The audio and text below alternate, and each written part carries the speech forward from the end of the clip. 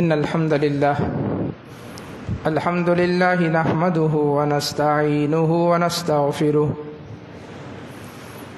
ونعوذ بالله من شرور أنفسنا ومن سيئات أعمالنا من يهده الله فلا مضل له ومن يضلل فلا هادي له أشهد أن لا إله إلا الله وحده لا شريك له وأشهد أن محمدا عبده ورسوله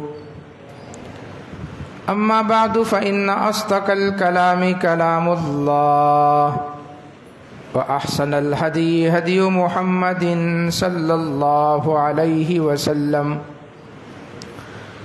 وشر الأمور محدثاتها فإن كل محدثة بدعة وكل بدعة ضلالة وكل ضلالة في النار من يطع الله ورسوله فقد رشد واهتدى ومن يعص الله ورسوله فقد ضل وغوى سبحانك لا علم لنا إلا ما علمتنا إنك أنت العليم الحكيم اللهم انفعنا بما علمتنا وعلمنا ما ينفعنا وزدنا علما رب اشرح لي صدري ويسر لي أمري واحلل عقدة من لساني يفقه قولي اللهم ربي زدني علما اللهم صل على محمد وعلى أزواجه وذريته كما صليت على آل إبراهيم وبارك على محمد وعلى أزواجه وذريته كما باركت على آل إبراهيم إنك حميد مجيد أما بعد فأعوذ بالله السميع العليم من الشيطان الرجيم من همزه ونفخه ونفثه بسم الله الرحمن الرحيم يا أيها الذين آمنوا لا تقدموا بين يدي الله ورسوله لا تقدموا بين يدي الله ورسوله واتقوا الله ان اللہ سمیع علیم۔ اسلامی تقویم کا یہ 7واں مہینہ رجب،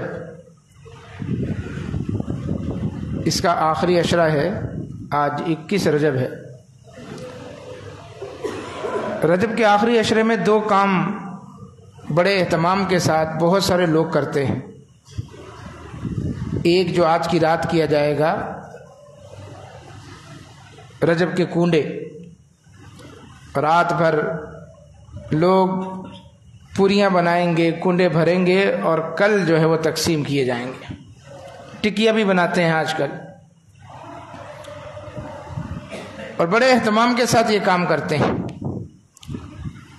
عبادت کا کام یا تو اللہ تبارک و تعالیٰ نے قرآن مجید میں اس کے کرنے کا حکم دیا ہو، یا پھر عبادت کا کام وہ ہے کہ جو رسول اللہ صلی اللہ علیہ وسلم سے ثابت ہو، آپ نے وہ کام کیا ہو، کرنے کا حکم دیا ہو، یا آپ کی موجودگی میں وہ کام کیا جا رہا ہو اور آپ نے خاموشی اختیار فرمائی۔ اس کے علاوہ اگر انسان اپنی مرضی سے اور لوگوں کی دیکھا دیکھی کہ فلاں بھی کرتا ہے مجھے بھی کرنا چاہیے، ہمارے ہاں بھی ایسا ہوتا ہے، تمہارے ہاں بھی ایسا ہوتا ہے، چلو کرنے میں کیا حرج ہے، اسی چیز کا نام بدعت ہے۔ تو رجب کے کنڈے بدعت ہیں، اس کا اسلام کے ساتھ کوئی تعلق نہیں ہے۔ لفظ کنڈا یہ چغلی کھا رہا ہے کہ یہ اسلامی نہیں ہے، اس لیے کہ اگر یہ اسلامی لفظ ہوتا تو عربی میں تو ڈال ہے ہی نہیں۔ کنڈا 1906 میں رامپور کے اندر، انڈیا کا جو شہر ہے، وہاں سے اس رسم بد کا اجرا ہوا۔ یہ میڈ ان انڈیا کام ہے۔ نام جو دیا جاتا ہے، کنڈا کہتے ہیں اصل میں تسلے کو، پرات کو، پرانا لفظ ہے کنڈا، اب تسلا پرات کہتے ہیں۔ پہلے مٹی کے کنڈے ہوتے تھے، پرات بنی ہوتی تھی، اس میں پوریاں بھر کے بناتے تھے اور اس کے لیے شرط ہوتی تھی کہ کوڑا کنڈا ہونا چاہیے جس میں پہلے کوئی چیز آپ نے استعمال نہ کی ہو، پھر اس میں رات بھر پوریاں بھر کے اور اگلے دن تقسیم کرتے تھے. تو یہ لفظ عربی ہے ہی نہیں، لفظ کنڈا عربی نہیں ہے، غیر اسلامی ہے، غیر عربی. عربی ہوتا یا اسلامی ہوتا تو کیا کہتے ہیں عربی میں کنڈے کو؟ کوئی لفظ آپ کو ڈھونڈنے سے بھی نہیں ملے گا، نہ حدیث کی کتابوں میں، نہ کس تاریخ کی کتابوں میں، نہ فقہ کی کتابوں میں. بتایا یہ جاتا ہے، پوچھے لوگوں سے جو کرتے ہیں کہ آپ یہ کیا کر رہے ہیں؟ یہ امام جعفر صادق کے ایصال ثواب کے لیے کنڈے کیے جاتے ہیں. امام جعفر صادق رحمہ اللہ کے لیے، ان کے ایصال ثواب کے لیے کنڈے کیے جاتے ہیں. امام جعفر صادق کے متعلق گزشتہ ماہ کے خطبہ جمعہ میں آپ کو بتایا گیا تھا کہ کس کے بیٹے ہیں وہ؟ امام باقر کے. امام باقر پڑپوتے ہیں سیدنا علی المرتضی رضی اللہ تعالیٰ عنہ کے. اور امام جعفر صادق کی والدہ کا نام ام فروہ ہے، ام فروہ بنت قاسم، جو ابوبکر صدیق رضی اللہ تعالیٰ عنہ کی پڑپوتی ہیں.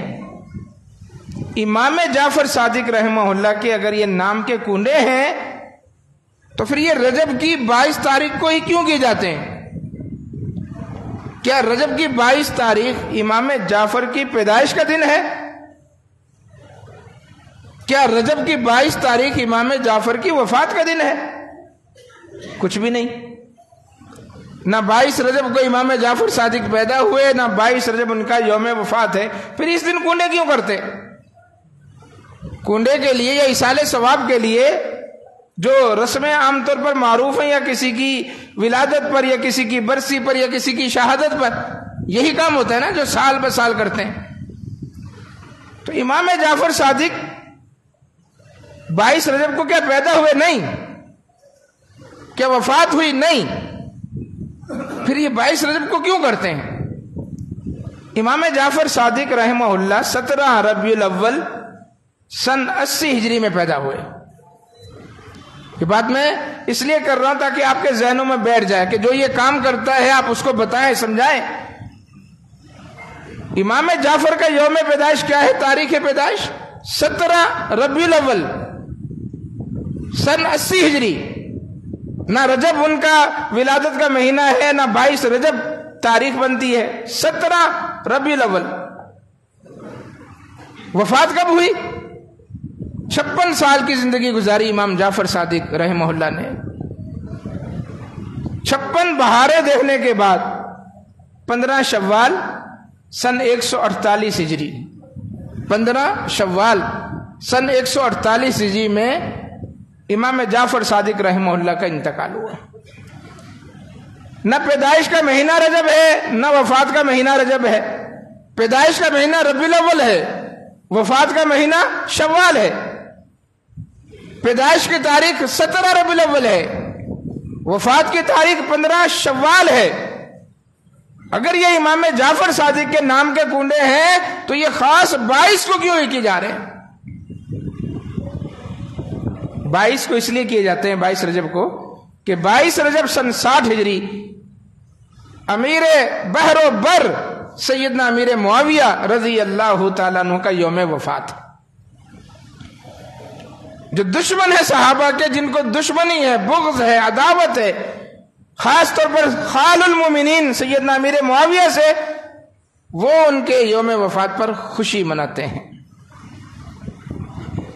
چنانچہ یہ رسم جب 1906 میں رامپور میں شروع ہوئی تو رات کے وقت یہ پوریاں بناتے تھے اور اگلے دن صبح سورج نکلنے سے پہلے، سویرا ہونے سے پہلے ہی لوگوں میں تقسیم کر دیتے تھے جو رافضی تھے.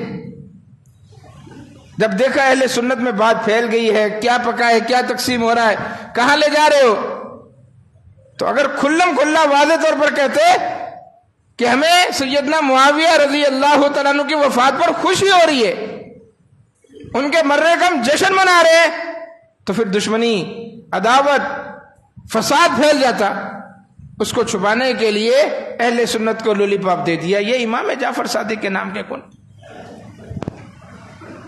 اور ہمارے نام نہاد سنی جو صرف سنا کر عمل کرنے والے ہیں، اور اتنے ان کے دماغ سن ہو گئے سنا کر کہ وہ تحقیق کرنے کے اختیار نہیں ہے کہ اگر ہمیں امام جعفر صادق کے کنڈے کرنا ہی ہے اصالہ ثواب کے لیے تو ان کے یوم ولادت پر کرو یا یوم وفات پر کرو۔ یہ خاص 22 رجب جو منتخب کیا ہے، یہ صحابہ دشمنی کا واضح بین ثبوت ہے۔ اور ویسے بھی غیر اللہ کی نظر و نیاز حرام ہے۔ قرآن مجید میں 4 جگہ اللہ نے کہا وما اہل بہ لغیر اللہ وما اہل لغیر اللہ بہ۔ اللہ نے تم پر مردار حرام کیا ہے، اللہ نے تم پر خنزیر حرام کیا ہے، اللہ نے تم پر دم مسفوح جانور کو ذبح کرتے ہوئے جو خون نکلتا ہے وہ حرام کیا ہے۔ وما اہل بہ لغیر اللہ، اور ہر وہ چیز، صرف جانور نہیں، ہر وہ چیز جس پر غیر اللہ کا نام لے لیا جائے، غیر اللہ کی طرف اس کو منسوب کر دیا جائے، قورمہ ہو، بریانی ہو، حلیم ہو، کچھ بھی ہو، وہ کھانے پینے کی کتنی اچھی چیز کیوں نہ ہو، جب اس کی نسبت غیر اللہ کی طرف ہو جائے گی وہ کیا ہے؟ وہ سور کی طرح حرام۔ مولوی صاحب بڑی سخت بات آپ کہہ رہے ہیں، بریانی کو حرام کہہ رہے ہیں، قورمے کو حرام کہہ رہے ہیں، اور وہ بھی پیروں فقیروں بزرگوں کے نام کی، امام جعفر صادق کے نام کی۔ دیکھیں امام جعفر صادق بھی غیر اللہ میں شامل ہے، یہ غیر اللہ کی گالی نہیں ہے جیسے بعض لوگ سمجھتے ہیں۔ غیر اللہ برا لفظ نہیں ہے، لفظ اللہ، ایک اللہ ہے۔ اللہ تبارک و تعالیٰ کیسا ہے؟ جیسی اس کی شان ہے، اس کی ذات کے لائق جو خوبیاں اور صفات اور کمالات ہیں، اللہ ویسا ہے، ایک اللہ ہے، اور اللہ کے سوا ہر چیز غیر اللہ ہے۔ اللہ کے سوا ہر چیز کیا ہے؟ غیر اللہ ہے۔ اللہ کا غیر ہے نا، اللہ ایک ہے اور اللہ کے سوا ساری مخلوق غیر اللہ ہے، ہر چیز غیر اللہ ہے، نبی بھی غیر اللہ، ولی بھی غیر اللہ، امام بھی غیر اللہ، پیر فقیر بھی غیر اللہ، اللہ کے علاوہ ہر چیز اللہ کا غیر ہے۔ اللہ نے قرآن مجید میں 4 دفعہ کہا وما اہل بہ لغیر اللہ، میرے علاوہ کسی اور کے نام کی طرف، کسی اور کی طرف تم چیز منسوب کر دو گے وہ حرام ہے تمہارے لیے۔ تو غیر اللہ کی نظر و نیاز ویسے ہی حرام ہے، لیکن پکا کیا ہوا لوگوں کو کہانی سنا کر، وہ لکڑ ہارا تھا ایک مدینہ میں، اس کے گھر میں فاقے تھے، اس کی بیوی اس وقت کے وزیر اعظم کے گھر میں، وزیر کے گھر میں کام کرتی تھی، تو وہاں سے امام جعفر صادق گزرے۔ امام جعفر صادق نے کہا کہ جو 22 رجب کو میرے نام کے کنڈے کرے گا اس کے گھر میں کبھی فاقہ نہیں آئے گا۔ وہ لکڑ ہارے کی کہانی ایسی دماغوں پر چڑھائی ہوئی ہے کہ اترنے کا نام ہی نہیں لے رہی۔ آپ لاکھ سمجھائیں کہ میاں وہ کون سا 80 ہجری میں تو پیدا ہوئے، ان کے زمانے میں کون سی بادشاہت، کون سا وزیر، کون سا لکڑ ہارا، کیا کہانیاں بنا رہی، لیکن وہ دیو مالائی کہانیاں بنا کر کچھ ایسی دماغ پر چپکا دی گئی ہیں اترنے کا نام نہیں لے رہی۔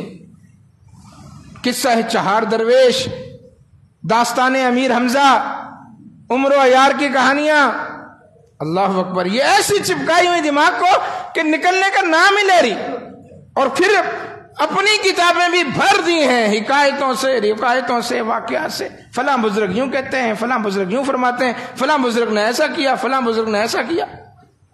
یہ کہانیوں کا دور نہیں ہے، اس دور سے نکلے اور اپنے آپ کو، جو کہ اللہ تبارک و تعالیٰ نے اس وقت آپ کے ہاتھوں میں موبائل دے کر حجت تمام کی ہوئی ہے، سرچ کریں، نکالیں، اس موبائل کے ذریعے معلوم کریں یہ واقعہ کب پیش آیا لکڑ ہارے والا، امام جعفر صادق کی پیدائش کا دن کیا ہے، وفات کا دن کیا ہے، کیا قصے کہانیاں سنا کر ہمیں لگا رکھا ہے۔ مولویوں نے اپنی پیٹ پوجا کی طرف ایسا حرام ان کے منہ کو لگا ہوا ہے کہ چھوڑنے اور چھڑوانے کے لیے تیار ہی۔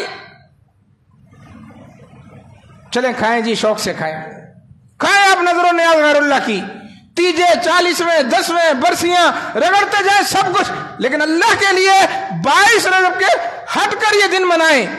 کنڈے کرے تو کسی اور دن کرے، اس لیے کہ 22 رجب کو کوئی غیرت مند سنی خوشی نہیں منا سکتا کہ یہ سیدنا امیر معاویہ کا یوم وفات ہے۔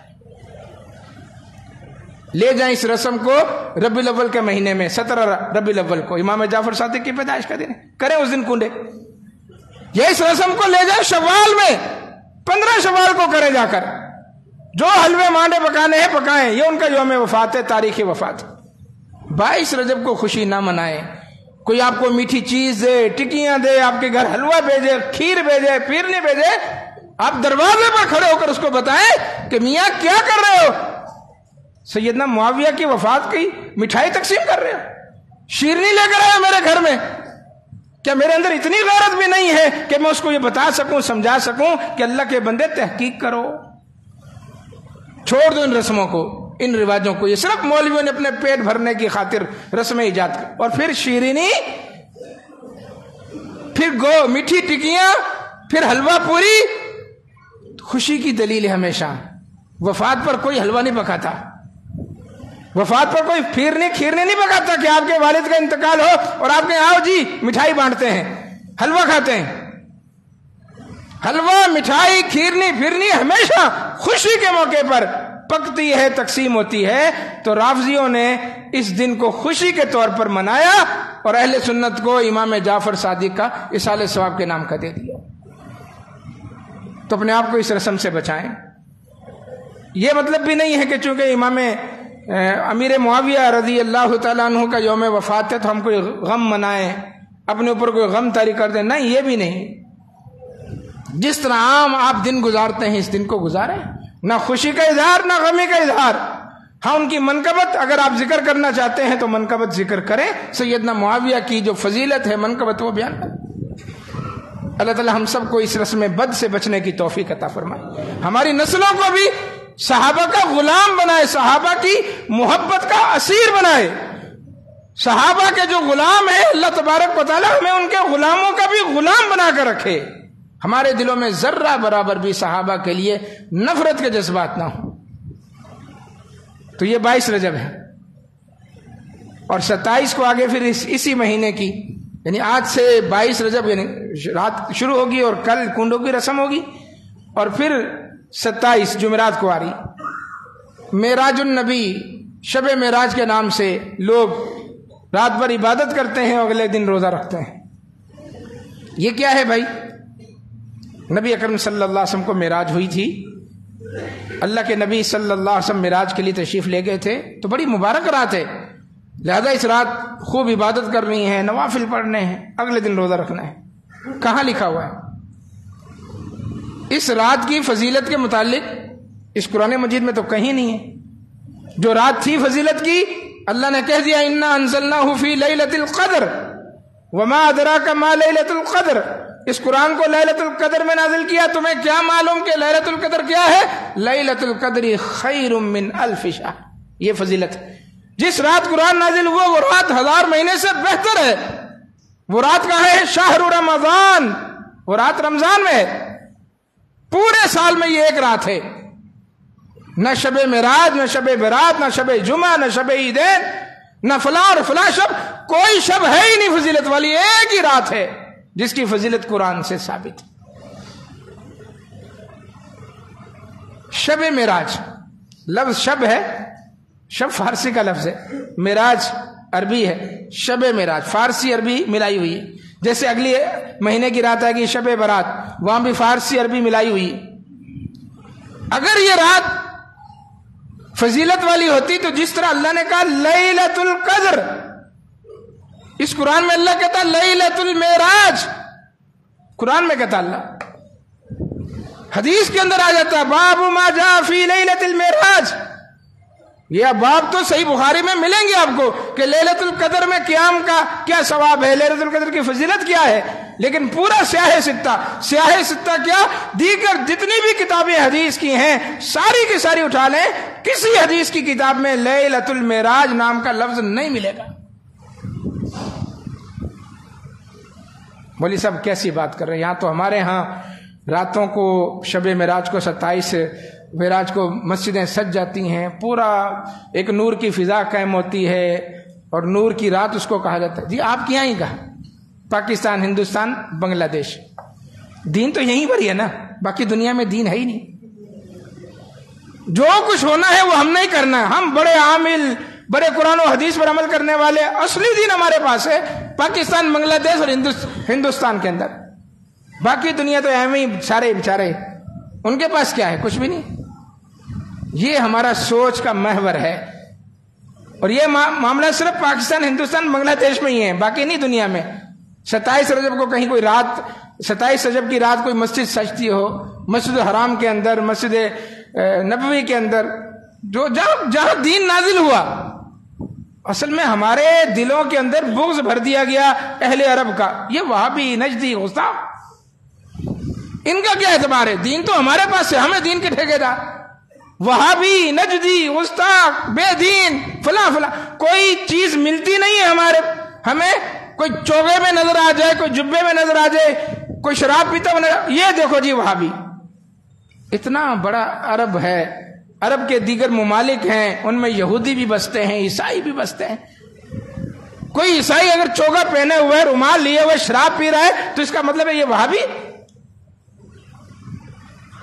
اتنا دلوں کے اندر بغض بھر دیا گیا کہ وہابیوں نے، نجدیوں نے اتنی گستاخیاں کر لی ہیں کہ اب یہ ان کی طرف دیکھنا بھی نہیں ہے، ان کے اچھے کام بھی نہیں دیکھنے، ہمیں دیکھو بس. تو یہاں پاکستان، ہندوستان، بنگلہ دیش میں سب کچھ ہوتا ہے. باہر کی دنیا ان کو پتہ ہی نہیں بیچاروں کو کہ لیلۃ المعراج کیا چیز ہے، اس لیے کہ قرآن میں نہیں، حدیث میں نہیں. معراج کب ہوئی؟ آئیں اس طرف جو سمجھانے والی بات ہے. شیخ الاسلام امام ابن تیمیہ رحمہ اللہ فرماتے ہیں کہ نہ معراج کا مہینہ حدیثوں کے اندر واضح ہے، مہینہ تو دور کی بات ہے، عشرہ تک واضح نہیں ہے کہ کس مہینے کے پہلے عشرے میں معراج ہوئی، دوسرے میں ہوئی یا تیسرے میں ہوئی، عشرہ تک واضح نہیں ہے. تاریخ کا کیا کہنا ہے؟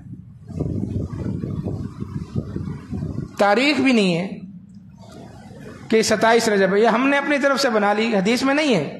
کسی حدیث میں کوئی مائی کا لال نہیں دکھا سکتا کہ 27 رجب کو اللہ کے نبی صلی اللہ علیہ وسلم کو معراج ہوئی، کسی حدیث کی کتاب میں. اقوال علماء کرام کے، فلاں عالم کہتا ہے اور فلاں عالم، اس معاملے کا تعلق تو ڈائریکٹ اللہ کے نبی کے ساتھ تھا نا، اس لیے کہا گیا ہے، محدثین نے لکھا ہے کہ رسول اللہ صلی اللہ علیہ وسلم کے لیے یہ رات سب سے فضیلت والی رات تھی، اور امت کے لیے سب سے فضیلت والی رات لیلۃ القدر. ہمارے لیے لیلۃ القدر ہے، اور اللہ کے لیے، اللہ کے نبی کے لیے یہ جس رات معراج ہوئی سب سے فضیلت والی بات. اتنا بڑا معجزہ اللہ نے آپ کو عطا کیا. یہ تو ہے واضح بات کہ یہ مکی دور کا آخری سال تھا، جب اللہ کے نبی مکہ میں تھے، آخری سال تھا، معراج ہوئی. پھر ہجرت کر کے کہاں آ گئے؟ مدینہ. کتنے سال زندہ رہے؟ 10 سال. 10 سال 12 مہینوں میں رجب 10 مرتبہ اللہ کے نبی صلی اللہ علیہ وسلم کی زندگی میں آیا. اللہ کے نبی صلی اللہ علیہ وسلم کو تو پتا تھا نا کہ رات کون سی ہے یا نہیں؟ رسول اللہ صلی اللہ علیہ وسلم کو پتا تھا، آپ کے علم میں تھا کہ یہ رات کون سی ہے. چنانچہ 10 سالوں میں اللہ کے نبی نے اگر 1 سال بھی اس رات کو متعین کر کے عبادت کی ہوتی تو آج ہمارے سامنے روزے روشن کی طرح آیا ہوتی. ایک سال بھی عبادت کی ہوتی. 10 سال میں اللہ کے نبی نے اس رات کبھی بھی عبادت نہیں کی. جو آپ کی عبادت کے شب و معمول تھے، آپ کے جو شب و روز کی عبادت تھی وہ آپ کرتے تھے، ایکسٹرا عبادت نہیں کی.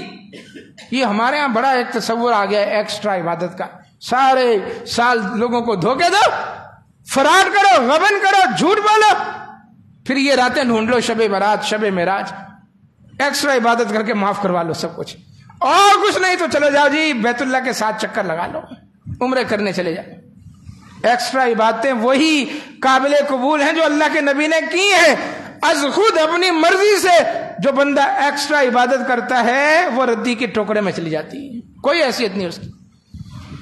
تو اللہ کے نبی نے اگر اس رات ایکسٹرا عبادت کی ہوتی، متعین کی ہوتا، رجب کا مہینہ 27 رجب آپ کھڑے ہوتے عبادت کے لیے یا اگلے دن روزہ رکھتے تو امت کی مقدس مائیں امہات المومنین ضرور یہ نوٹ کرتی اللہ کے نبی نے گھر میں عبادت کی ہے، اگلے دن روزہ رکھا ہے. آپ سے پوچھا جاتا اللہ کے نبی کیوں روزہ رکھا ہے، اللہ کے نبی بتاتے کہ یہ شب معراج کا روزہ ہے، یہ معراج کی وجہ سے میں آج روزہ رکھ رہا ہوں. ہمارے سامنے بات آ جاتی واضح. ایسا ہوا ہی نہیں 10 سال تک. اس لیے کہ اس میں امت کی جو فضیلت کی رات تھی وہ لیلۃ القدر تھی. اللہ کے نبی صلی اللہ علیہ وسلم کے لیے یہ رات خاص تھی, آپ کو فضیلت دے دی گئی. تو نہ مہینہ واضح ہے, مہینوں میں اختلاف ہے, نہ سال واضح, سال کے اندر اختلاف ہے. جب سال کے اندر اختلاف ہے, مہینے کے اندر اختلاف ہے, تو تاریخ کیسے کنفرم ہو گئی؟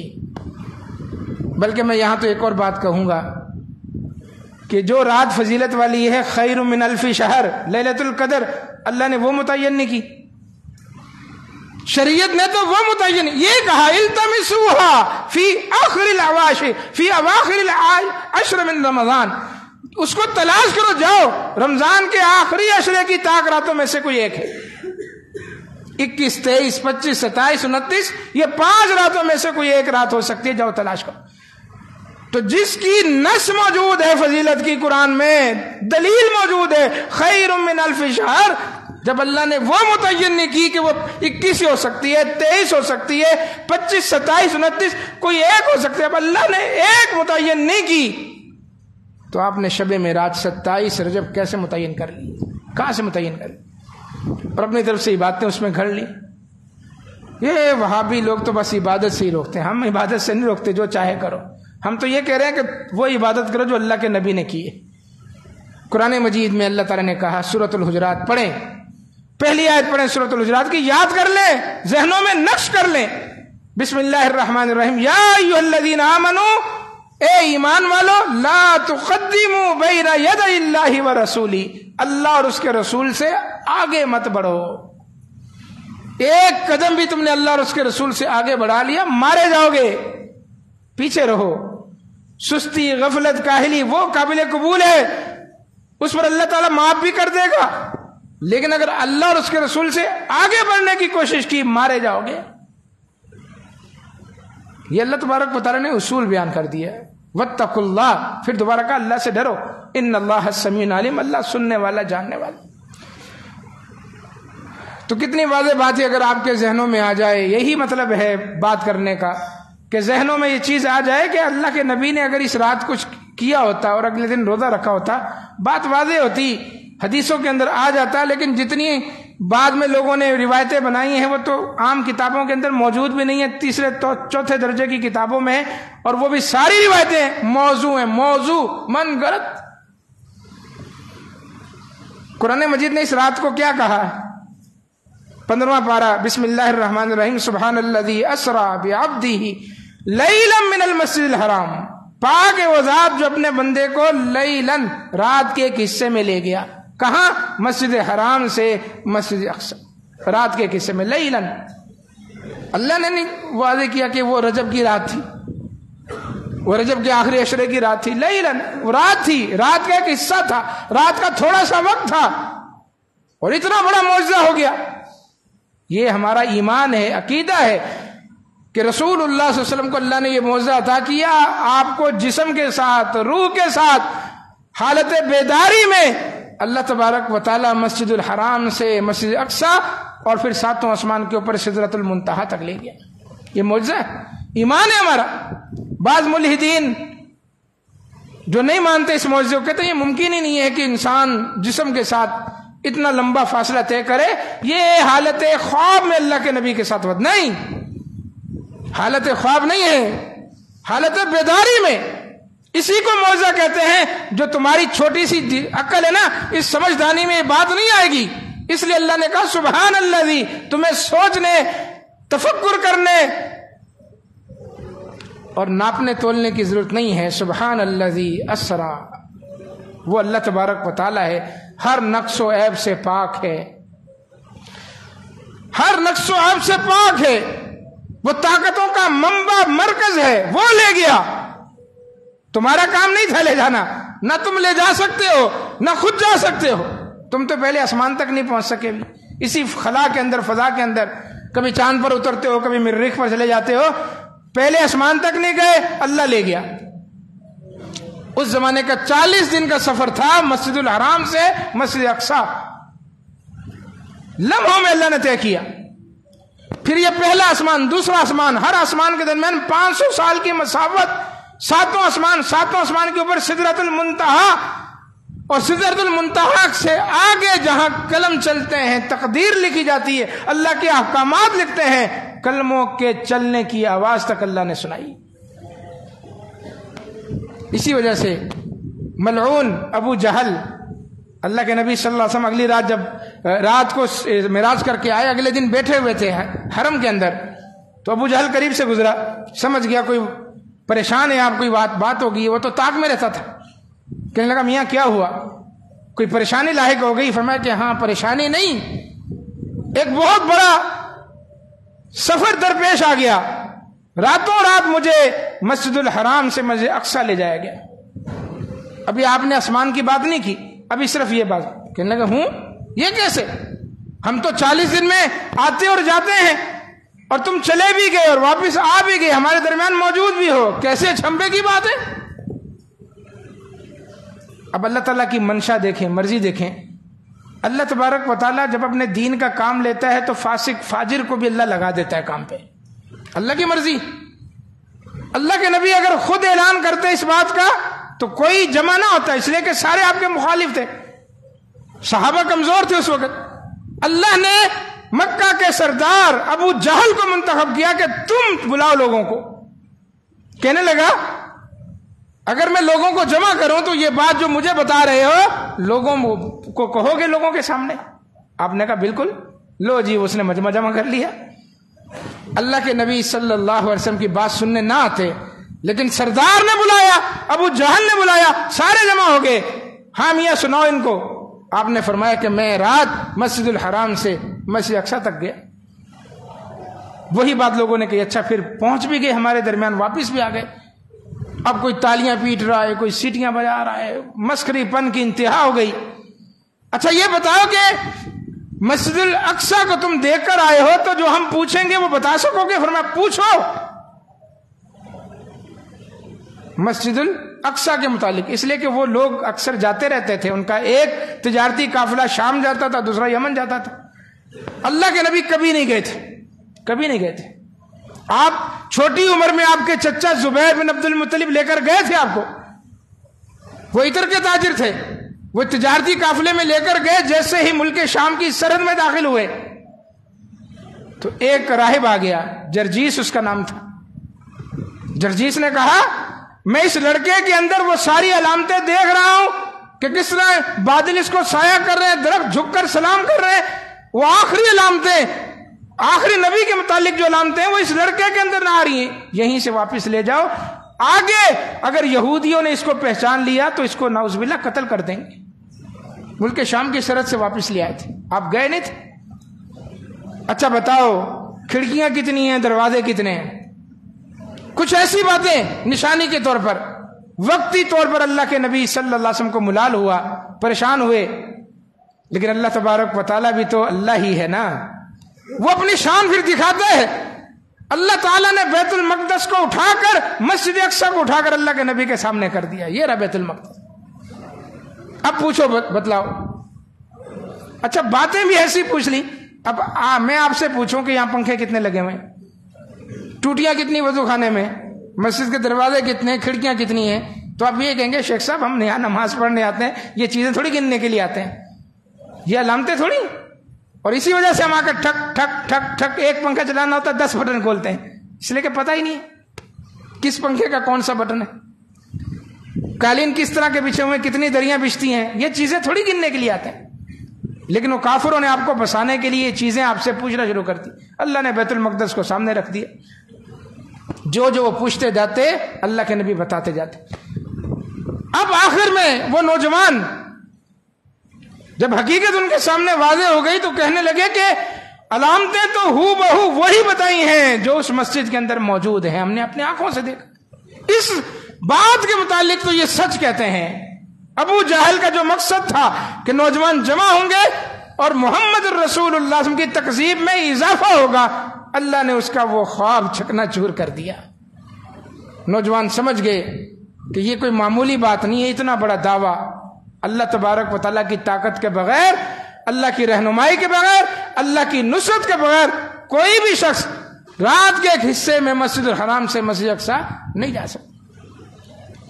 اچھا یہ خرق عادت معاملات ہے نا، ملحدین کو سمجھ نہیں آ رہے کہ یہ ممکن نہیں ہے، تو تمہاری دماغ میں نہیں آ رہا نا ممکن نہیں ہے، اللہ کے لیے کیا؟ قرآن مجید میں ہے سورہ نمل کے اندر سلیمان علیہ السلام کو حدود نے آ کے بتایا آپ یہاں بیٹھے ہیں، ملک سبا کے اندر عورت حکمران ہے اور سارے کے سارے سورج کے پجاری مشرک. خط بھیجا، حدود خط لے کر گیا، واپس ہے. اب وہ بلقیس پر حقیقت واضح ہوئی اور اس نے وہاں سے رخت سفر باندھا کہ اب میں فلسطین جا کر بیت المقدس جا کر سلیمان علیہ السلام پر ایمان لاتی ہوں. سلیمان علیہ السلام نے یہاں یہ چاہا کہ اس کے آنے سے پہلے اس کا تخت جو ہیرے جواہرات سے مرصع ہے، سونے چاندی کا بنا ہوا ہے، یاقوت اور مرجان جس پر لگے ہوئے ہیں، جو اس کی عظمت کا طاقت کا مظہر ہے، میں چاہتا ہوں کہ وہ تخت اس کے آنے سے پہلے یہاں آ جائے. ایکم یاتینی بعرشھا قبل ان یاتونی مسلمین، اس کے مسلمان ہونے سے پہلے وہ تخت میں یہاں موجود چاہتا ہوں. قال عفریت من الجن انا آتیک بہ قبل ان تقوم من مقامک. ایک عفریت نے کہا، دیو نے، جن تھے، اس نے کہا یہ کوئی مشکل کام نہیں ہے، مجھے یہ تخت دے، میں اس مجلس کے برخاست ہونے سے پہلے اس کا تخت لا موجود کروں گا. آپ یہاں بیٹھے ہیں، مجلس چل رہی ہے، آدھا گھنٹہ 1 گھنٹہ، بس مجھے ٹائم دے دیں کہ 1 گھنٹے میں تم لے آؤ تو میں جا کر لے آؤں گا، مجلس برخاست ہونے سے پہلے. قال الذی عنده علم من الکتاب. عفریت بیٹھا، ایک عالم کھڑا ہوا جس کے پاس کتاب کا علم تھا، جادو ٹونا نہیں، کتاب کا علم. انا آتیک بہ قبل ان یرتد الیک طرفک. کہا اللہ کے نبی آنکھ بند کر کے کھولیں، تخت لے آتا ہوں. پلک جھپکنے سے پہلے اس کا تخت یہاں پر موجود ہوگا، آپ صرف اجازت دیں. سلیمان علیہ السلام نے اجازت دی. فلما رآہ مستقرا عنده، سلیمان علیہ السلام نے آنکھ بند کر کے کھولی، تخت سامنے پڑا تھا. اس زمانے میں 1500 میل کا سفر تھا، 1500 میل بیت المقدس سے ملک سبا. جدید کلومیٹر کے حساب سے 1200 کلومیٹر. پلک جھپکتے 1200 کلومیٹر دور سے وہ آدمی جو جن نہیں تھا، وہ آدمی جس کے پاس کتاب کا علم تھا، اللہ کا دیا ہوا علم تھا، اس نے پلک جھپکتے تخت سامنے پہنچا دیا. فلما رآہ مستقرا عنده قال هذا من فضل ربی. یہ ہوتی ہے اللہ والوں کی شان. اتنا بڑا معجزہ دیکھنے کے بعد سلیمان علیہ السلام کی زبان سے نکلا هذا من فضل ربی، یہ میرے اللہ کا فضل ہے جس نے پلک جھپکتے ہی ملک سبا سے تخت یہاں پہنچا دیا. اللہ کا فضل. تو جس کو اللہ نے کتاب کا علم دیا ہے اس کے پاس اس کی طاقت پاور دیکھیں کہ پلک جھپکتے اس نے 1200 کلومیٹر دور سے تخت پہنچا دیا.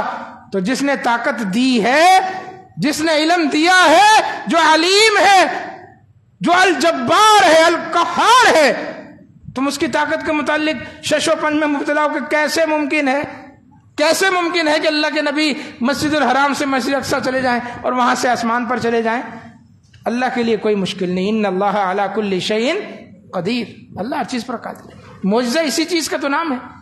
خرق عادت معجزہ عجز سے ہے، جہاں انسانی دماغ، انسانی سوچ، انسانی عقل درماندہ ہو جائے، ماند پڑ جائے، سر نگوں ہو جائے، وہاں سے اللہ کی طاقت کا آغاز ہوتا ہے. اور تم سمجھتے ہو کہ جی یہاں چونکہ ہمارے دماغ میں نہیں آ رہی، تمہارا دماغ ہے ہی کتنا، اور پتہ نہیں اس میں بھی کیڑے پڑے ہوئے کہ نہیں. اس پر اللہ تبارک و تعالیٰ کی طاقت کو پرکھنے کی کوشش کرتے ہیں. اہل ایمان یؤمنون بالغیب، یہ ان کا بنیادی وصف ہے کہ وہ غیب پر ایمان لاتے ہیں. یہ ساری چیزیں امور غیب میں سے. تو اللہ نے اپنے نبی کو یہ معجزہ دیا، اور اتنا عظیم الشان معجزہ کہ اللہ نے اس میں نبیوں سے ملاقات کروائی. اللہ تعالیٰ نے خود کلام کیا، پردے تھے، اللہ نے خود کلام کیا پردوں میں. اور یہ جو بات مشہور ہے کہ اللہ نے اپنے عرش پر بلا لیا اور عرش پر بٹھا لیا اور نعوذ باللہ گلے لگا لیا، یہ ساری جو ٹن ہو کر قوالیوں میں بات کرتے ہیں نا، یہ وہ باتیں ہیں. قوال کی بات کا کیا اعتبار؟ قوال کہتے ہیں بکنے والے کو، مبالغے کا صیغہ ہے قوال، بہت زیادہ بولنے والا، بکنے والا. تو قوالیوں کی باتیں بھی کوئی دلیل ہوتی ہیں؟ بالکل بھی نہیں.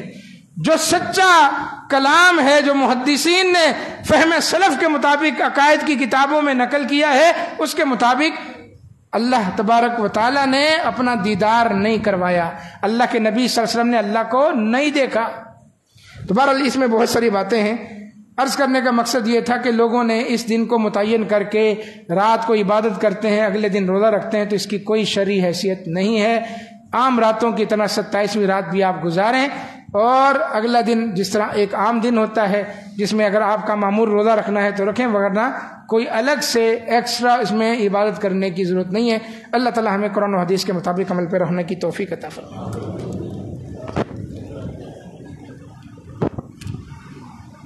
ماہانہ اجتماع ہر مہینے کے پہلے ہفتے کو الحمدللہ یہاں ہوتا ہے، تو کل انشاءاللہ اجتماع کا دن ہے۔ سب کے لیے ایک دعوتی پیغام ہے، خود بھی تشریف لائیں اور اپنی فیملی کو بھی ساتھ لے کر آئیں۔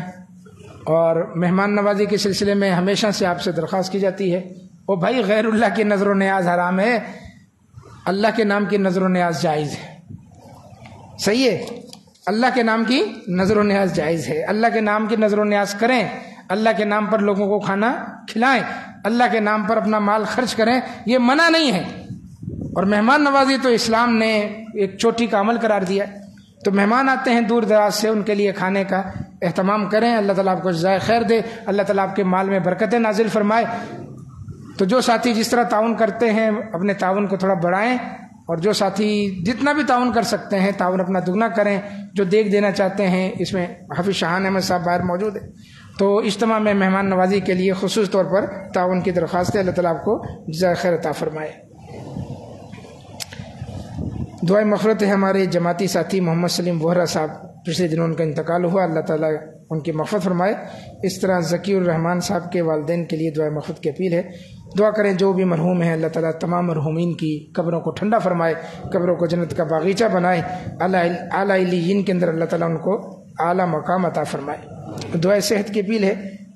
طارق سردار صاحب کی والدہ اور ہمشیرہ کے لیے دعائیں صحت ہے۔ مسجد حضا کے بزرگ نمازی حاجی عبدالستار صاحب، ان کے لیے دعائیں صحت کی اپیل ہے۔ مرزا محمد کامران بیگ صاحب کی اہلیہ کے لیے دعائیں صحت کی اپیل ہے۔ اس طرح جماعتی ساتھی عرفان انصاری صاحب کی بیٹی کے لیے دعائیں صحت کی اپیل ہے۔ عمران بھائی کی والدہ کے لیے دعائیں صحت کی اپیل ہے۔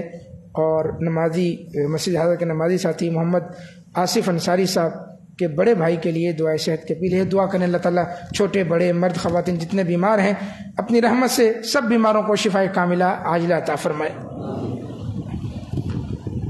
ان الحمد للہ نحمدہ ونستعینہ ونستغفرہ ونعوذ باللہ من شرور انفسنا وسیئات اعمالنا من یہدہ اللہ فلا مضل لہ ومن یضلل فلا ہادی لہ اشہد ان لا الہ الا اللہ وحدہ لا شریک لہ واشہد ان محمدا عبدہ ورسولہ اللہم انصر من نصر دین محمد صلی اللہ علیہ وسلم وجعلنا منہم واغذل من اعرض عن دین محمد صلی اللہ علیہ وسلم ولا تجعلنا منہم اللہم اعز الاسلام والمسلمین واذل الشرک والمشرکین اللہم دمر اعداء دین اللہم انصر دینک وکتابک وسنت نبیک وعبادک المستضعفین اللہم انصر عبادک المستضعفین فی فلسطین اللہم انصر عبادک المستضعفین فی غزہ اللہم انصر عبادک المستضعفین فی کل مکان اللہم انصرہم نصرا معزرا ربنا تقبل منا انک انت السمیع العلیم وتب علینا انک انت التواب الرحیم وصلی اللہم وسلم وبارک علی نبینا وحبیبنا وامامنا وقائدنا وقدوتنا محمد صلی اللہ علیہ وسلم وعلی آلہ واصحابہ واہل بیتہ وازواجہ وذریاتہ اجمعین۔ صفحہ درست کر